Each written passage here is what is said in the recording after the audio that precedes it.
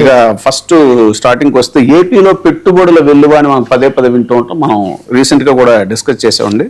అయితే కేంద్ర పరిశ్రమల శాఖ సహాయ మంత్రి కూడా పార్లమెంట్లో వెల్లడించిన వివరాలు కూడా మనం డిస్కస్ చేసాం. అయితే టాటా పవర్ భారీ పెట్టుబడి ప్రాజెక్టు ఒడిశాకి తరలిపోతున్నట్టుగా తాజాగా ఎకనామిక్ టైమ్స్లో కథనం వచ్చింది. ఏపీ రాష్ట్రానికి రావాల్సినటువంటి 6,675 కోట్ల పెట్టుబడి చేజారిపోవడం అనేటువంటిది పారిశ్రామిక విధానాల్లో ప్రభుత్వ వైఫల్యానికి నిదర్శనం అని చెప్పి ఆ కథనము. తర్వాత నెల్లూరులో ఏర్పాటు చేయాల్సిన టాటా పవర్ ఇంగాట్ వేఫర్ యూనిట్ అనేటువంటిది 10 గిగావాట్ల సామర్థ్యం కోసం గతంలో ప్రభుత్వం జీవో జారీ చేసింది.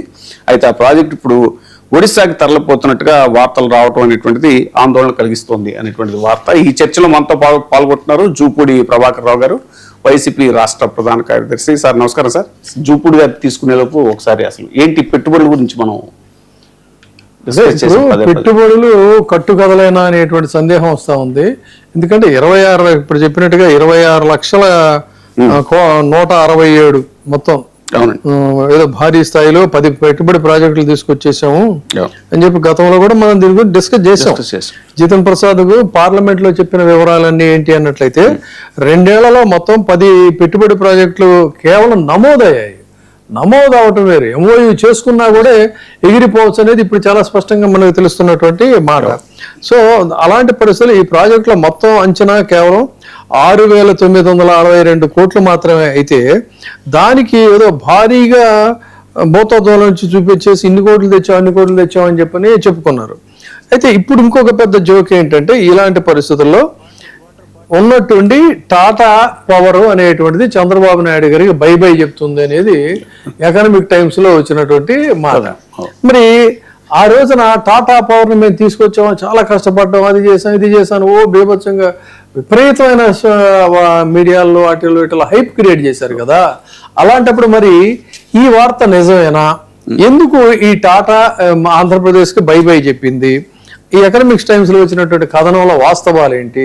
వీటి గురించి కూడా మరి చెప్పాల్సినటువంటి అవసరం ఉంది. కానీ ఇంతవరకు ప్రభుత్వం నుంచి కానీ ముఖ్యమంత్రి గురించి కానీ అసలు అన్ని తానే వ్యవహరిస్తున్నటువంటి నారా లోకేష్ దగ్గర నుంచి కానీ ఎటువంటి ఇది కూడా రాలేదు. ఇది 10 గిగావాట్ల సామర్థ్యం కోసం గతంలో ప్రభుత్వం జీవో జారీ చేసింది.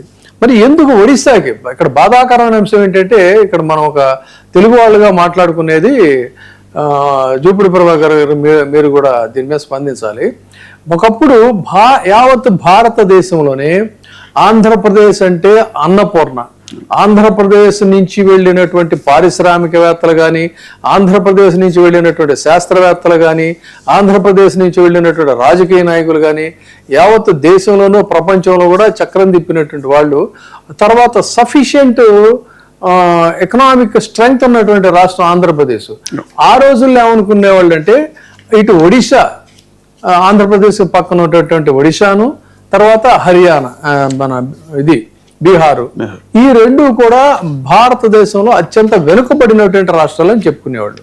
అలా వెనుకబడినటువంటి రాష్ట్రంగా ఉన్నటువంటి ఒడిశా అనతి కాలంలోనే అది ముందుకు దూసుకెళ్తా ఉంటే, ఒకప్పుడు తిరుగులేని ఆర్థిక శక్తిగా ఉన్నటువంటి ఆంధ్రప్రదేశ్ ఏమో ఇవాళ పూర్తిగా వెనకబడిపోతూ చివరికి ఏంటయ్యా పరిస్థితి అంటే ఆంధ్రప్రదేశ్ కంటే కూడా ఒడిశా చాలా బెటర్ అని చెప్పని పారిశ్రామికవేత్తల నిర్ణయం తీసుకునే పరిస్థితికి వచ్చారంటే ఎంత బాధాకరమైనటువంటి విషయం అనేది మరి మన జూపూడి ప్రభాకర్ గారు చెప్పాలి దీని మీద. ప్రభాకర్ గారు నమస్తే అండి. సార్ నమస్కారం. అదే అండి, పెట్టుబడుల వెల్లువ అని మనం పదే చూస్తూ ఉంటాము. అయితే ఏపీ కంటే ఒడిశా పారిశ్రామిక విధానాలు మెరుగ్గా ఉన్నాయి అని చెప్పి ఇప్పుడు టాటా పవర్ ఒడిశాకి తరలి వెళ్ళిపోతుంది అనేటువంటిది ఎకనామిక్ టైమ్స్ కథనం. దీని మీద మీరేమంటారు? సార్, మీరు ఎకనామిక్స్ టైమ్స్ లో వచ్చినటువంటి స్టోరీని బేస్ చేసుకొని మాట్లాడుతున్నారు, సంతోషం. ముందుగా మీకు, విజయబాబు గారికి, అదేవిధంగా 99 ప్రేక్షకులు అందరూ కూడా వీళ్ళు చెప్తున్నటువంటి total privatisation in Amaravati, Andhra Pradesh పక్కన పడేయండి. ఆంధ్రప్రదేశ్లో ఎక్కడ తీసుకొస్తారో ఎక్కడ పెడతారో అర్థం కాదు. కానీ ఇది మొత్తం ఒక మాటలో చెప్పాలంటే సొల్లు మాట్లాడతాం చూడండి, సొల్లు కబుర్లు. ఎక్కడ కూడా వీళ్ళకి ఎంఓయు పర్ఫెక్ట్గా మేము కన్స్ట్రక్షన్లోకి వస్తున్నాము అనేది ఎక్కడ లేదండి. వీళ్ళు చెప్తున్నటువంటి అనేకమైన పెట్టుబడులు ప్రపంచవ్యాప్తంగా అంతకుముందు I think 1 year back Chandrababu Naidu గారు దావోస్ వెళ్ళారు. దావోస్ వెళ్తే ఒక్క పెట్టుబడి కూడా మన దగ్గర రాలేదు. అప్పుడు ఏం చెప్పాడంటే ఓన్లీ జస్ట్ ఫర్ ఇంట్రడక్షన్ అన్నాడు. ప్రపంచంలోనే భారతదేశంలోనే మోస్ట్ సీనియర్ పొలిటీషియన్ అని చెప్పి సరళీకరణ మొత్తాన్ని నేనే ఓపెన్ చేశాను, బిల్ గేట్స్ కూడా నేనే చెప్పినట్టు చంద్రబాబు నాయుడు గారు దావోస్ నుంచి ఆంధ్రప్రదేశ్కి ఎవరు రాకపోయేసరికి ఏమన్నాడంటే మా బ్రోచర్స్ చూపించడానికి వెళ్ళాం, ఓన్లీ ఇది జస్ట్ ఇంట్రడక్షన్ అన్నట్టుగా చెప్పాడు. ఎవరు నమ్మట్లేదు. ఇక్కడ ఆంధ్రప్రదేశ్లో ఉన్నటువంటి ఒక అంశం ఏంటంటే సార్, వైఎస్ఆర్ కాంగ్రెస్ పార్టీ వాళ్ళు ఆంధ్రప్రదేశ్లో రాజధాని ప్రాంతంలోకి వెళ్తే కూటమి పేరుతోటి తెలుగుదేశం వాళ్ళు దాడులు చేస్తున్నారు. ఇది దాడులు చేసిన వెంటనే ఇది లైవ్ అవుతుంది.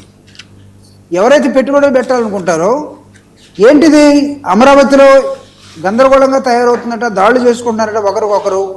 ఈ దాడులు వాళ్ళే చేస్తారు. వైఎస్ఆర్ కాంగ్రెస్ పార్టీ ఏమో పెట్టుబడులు రానివ్వట్లేదని చెప్తారు. Say for example Tata is a trustworthy privatization sector. అది టాటాని జనరల్గా మనం though it is a public sector, private sector మనం చాలా నమ్మకమైనటువంటి ప్రైవేట్ సెక్టర్గా చూస్తాం మిగతా వాటితో కంపేర్ చేసినప్పుడు. అలాంటి టాటా వాళ్ళే నెల్లూరు నుంచి ఒరిస్సాకి వెళ్ళిపోయారంటే what would be the reason? ఏమై ఉండాలి? సరైనటువంటి జ్ఞానం లేనటువంటి కొత్త కుర్రవాడికి రాష్ట్ర పగ్గాలు అప్పచెప్పి అనుభవం ఉన్నటువంటి చంద్రబాబు నాయుడు గారు ఏదో అలా విహరిస్తూ పోతూ వెళ్ళిపోయి తనకి నెలకింత వస్తే చాలు అనుకున్నటువంటి మూడవ శక్తిగా ఉన్నటువంటి కూటమిలో ఒక వ్యక్తి ఆంధ్రప్రదేశ్లో ఎవరు దీనికి బాధ్యత వహించాలి? Who has to take accountability for రూపాయికి భూములు ఇచ్చారండి టాటాకి సంబంధించిన TCS. భూములు ఇచ్చినంత మాత్రంలో అక్కడికి వచ్చి రిస్క్ తీసుకోమని రావండి. ఇక్కడ ఇంకో పాయింట్ కూడా ఉంది ప్రభాకర్ గారు గమనించాల్సింది ఏంటంటే, మీరు అన్నది వ్యాలిడ్ పాయింట్.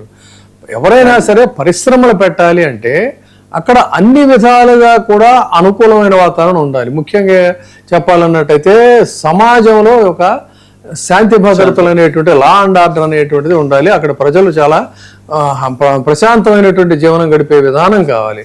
అలాంటిది సాక్షాత్తు ఆంధ్రప్రదేశ్లో లా అండ్ ఆర్డర్ పరిస్థితి ఏంటి, పోలీసు పనితీరు ఏంటిదని ఒకవైపు కేంద్ర హోంశాఖ చెప్తా ఉంది. కేంద్ర హోంశాఖ నివేదికలు చూస్తేనేమో ఇక్కడ పరిస్థితులు చాలా దయనీయంగా ఉన్నాయని చెప్పిన వాళ్ళు చెప్తున్న నేపథ్యంలో వాళ్ళు అదేగా తీసుకుంటారు. వాళ్ళే ఇక్కడికి వచ్చి విజిట్ చేసి పబ్లిక్ సర్వే చేయరు. మా ఇండస్ట్రియలిస్టులు అందరూ ప్రపంచంలో ఎక్కడున్నా కూడా దాని ఫీడ్బ్యాక్ ఏంటనేది తీసుకుంటారు. ఆంధ్రప్రదేశ్ ఫీడ్బ్యాక్ ఏంటనేది తీసుకుంటే తెల్లారు లేచిన దగ్గర నుంచి లాకప్ డెత్తులు, రోడ్ల మీద జనాలు పడి చిత్తకొట్టడాలు, అంటే ఎక్కడ పూర్తిగా ఇన్హ్యూమన్ యాక్టివిటీసే తప్ప లా అండ్ ఆర్డర్ లేదనేది ఉన్నప్పుడు అలాంటి చోట ఖచ్చితంగా ఎట్టి పరిస్థితుల్లో కూడా పరిశ్రమలు అనేవి రావు. ఇది స్పష్టం. చాలా మీరు మంచి పాయింట్. అది లా అండ్ ఆర్డర్ ఒకటి విజయబాబు గారు. To establish an industry, general గా geographical location is most important. ఒక మెకానిక్